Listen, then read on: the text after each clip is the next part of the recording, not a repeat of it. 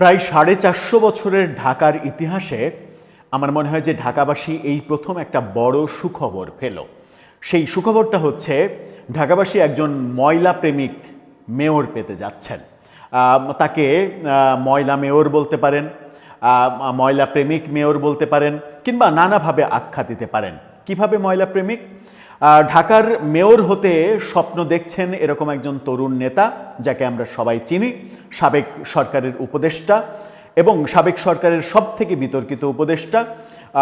বহু বিতর্কিত কর্মকাণ্ড যিনি করেছেন এবং বাংলাদেশের ক্রিকেটটাকে ধ্বংস করা, বাংলাদেশের ক্রিকেট বোর্ডটাকে ধ্বংস করার যে মেটিকুলাস ডিজাইন হয়েছিল, সেই ডিজাইনের 3 আসিফের একজন আসিফ মাহমুদ সজীব ভূঁইয়া, তিনি আগামীতে ঢাকা দক্ষিণের মেয়র হবেন এবং তিনি বলছেন যে ঢাকাবাসীকে আর ময়লার বিল দিতে হবে না। এর চাইতে বড় উন্নয়নের বাণী কি আর হতে পারে? ঢাকাবাসী যদি প্রতি মাসে 100 টাকা ময়লার বিল দেয়া থেকে বেঁচে যায়, তাহলে আমার মনে হয় যে এই ঢাকাবাসী, যে 3 কোটি ঢাকাবাসী আছে, অর্ধেক যদি দক্ষিণ ঢাকায় থাকে 1.5 কোটি, এই 1.5 কোটি ঢাকাবাসী সবাই আসিফ মাহমুদ সজীব ভূঁইয়াকে এই 100 টাকা বাঁচানোর জন্য হলেও ভোটটা দেবেন। এবং আমরা এই মেয়রকে পেতে যাচ্ছি, যাকে আমরা আদর করে আদর করে স্বপ্নের মতো করে ডাকতে পারি আমার প্রিয় ময়লা মেয়র।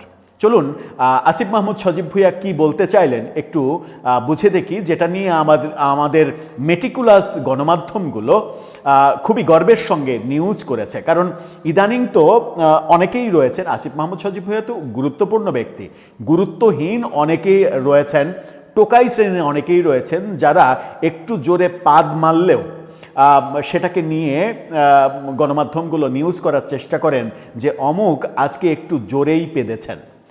আসিফ মাহমুদ সজীব ভূঁইয়ার এই খবরটা একটু বিশ্লেষণ করে বোঝার চেষ্টা করি, যেটা নিশ্চয়ই অতটা ছোট খবর নয়, অবশ্যই বড় খবর। বোঝার চেষ্টা করি যে আমরা কিভাবে একজন ময়লা প্রেমিক মেয়রকে পেতে যাচ্ছি। থাকবেন পলিটিক্স টিভির নিয়মিত আয়োজনে।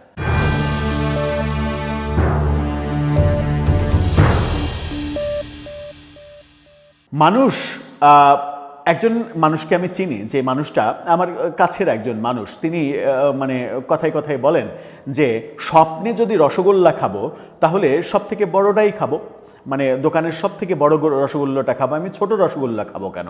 স্বপ্নে খাচ্ছি, আমার তো টাকা লাগছে না। তো মানুষ যদি স্বপ্ন দেখে তাহলে বড় কিছু স্বপ্ন দেখে।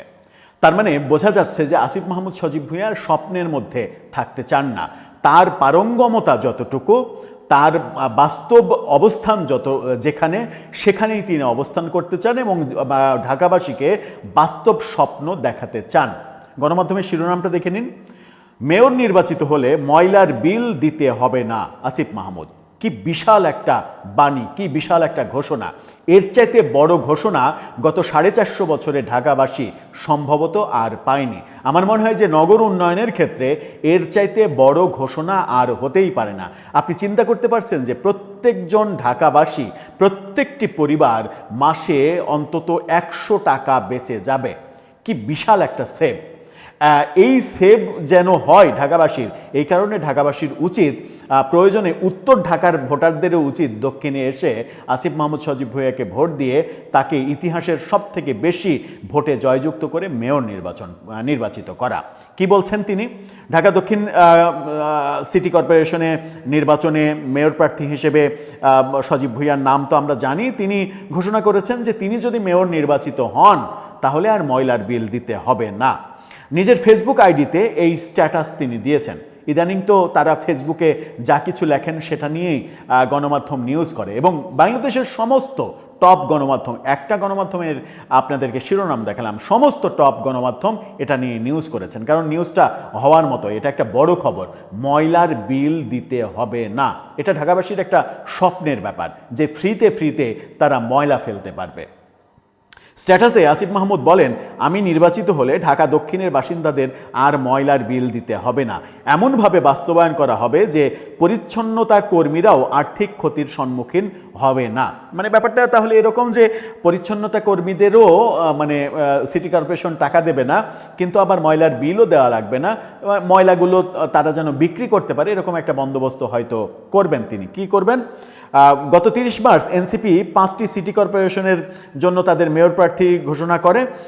এই যে মেয়র প্রার্থী ঘোষণা করেছে সেই মেয়র প্রার্থীদের মধ্যে একজন হচ্ছেন আসিফ মাহমুদ সজীব ভূঁইয়া, যাকে ঢাকা দক্ষিণে মেয়র হিসেবে এনসিপি মনোনয়ন দিয়েছে এবং মনোনয়ন দেওয়ার পরে তিনি ভোটের জন্য একটু মরিয়াই হয়ে উঠেছেন। আমরা এর মাঝে একটা বিপত্তি দেখেছি। বিপত্তিটা এরকম যে গতকালকেই জামাত ইসলাম সাদিক কায়েমকে ঢাকা দক্ষিণের মেয়র হিসেবে ঘোষণা করেছে, মেয়র প্রার্থী হিসেবে, এবং অলরেডি তিনি মেয়রের চেয়ারে বসে গেছেন এরকম ছবি এআই দিয়ে তৈরি করে বিভিন্ন বট আইডি থেকে প্রচারের ব্যাপারও দেখা যাচ্ছে, যেখানে তার পেছনে দেয়ালে ভাষা তাদের প্রিয়, তাদের মতে ভাষা সৈনিক অধ্যাপক গোলাম আজমের ছবিও ঝুলছে। এই ব্যাপারগুলো যখন দেখছি, অর্থাৎ অনেকে বলছেন যে এই কি বলে নির্বাচনে যদি সাদিক কায়েম এবং আসিফ মাহমুদ সজীব ভূঁইয়া দুই যোদ্ধা, জুলাই যোদ্ধা যদি একসাথে নির্বাচন করেন তাহলে বিএনপির জন্য পথটা খোলাসা হয়ে যাবে, তারা দুজনা একই ভোট তারা ভাগাভাগি করবে, মাঝখান থেকে বিএনপি মেয়র নির্বাচনে বিজয়ী হয়ে যাবে, বিএনপির মেয়র হবে, এরকম বক্তব্যও অনেকে দিচ্ছেন। যেন ব্যাপারটা এরকম যে তারা দুইজনের একজন যদি ঢাকাতে মেয়র হিসেবে মানে দাঁড়ান তাহলে বিএনপি তার ধারা গেছেও যেতে পারবে না, তারা নিশ্চিত মেয়র হয়ে যাবেন। এই যে ব্যাপারগুলো আমরা দেখছি, তিনি যে পোস্টটা দিয়েছেন সেই পোস্টটা একটু আপনারা দেখে নিন, আসিফ মাহমুদ সজীব ভূঁইয়া, সেই পোস্টটা দেখে নিলেই আপনারা বুঝতে পারবেন। সেখানে তিনি বলছেন যে আমি নির্বাচিত হলে ঢাকা দক্ষিণের বাসিন্দাদের আর ময়লার বিল দিতে হবে না, এমনভাবে বাস্তবায়ন করা হবে যে পরিচ্ছন্নতা কর্মীরাও আর্থিক ক্ষতির সম্মুখীন হবেন না। কিন্তু কিভাবে পরিচ্ছন্নতা কর্মীরা আর্থিক ক্ষতির সম্মুখীন হবেন না সেটা বলেননি। এখান থেকে আমরা একটা ধারণা পেতে পারি, সেটা হচ্ছে যে যারা ময়লা জোগাড় করে পরিচ্ছন্নতা কর্মী, তাদেরকে সিটি কর্পোরেশন টাকা দেবে না। মানে তারা যে বাড়ি বাড়ি টাকা নিয়েই তাদের মানে ব্যয় নির্বাহ করত, সেটাও তারা পাবে না। তাহলে কিভাবে হবে? সম্ভবত ব্যাপারটা এরকম, মানে তিনি পরিকল্পনা না করলেও আমরা আমাদের তরফ থেকে একটা পরিকল্পনা দিতেই পারি।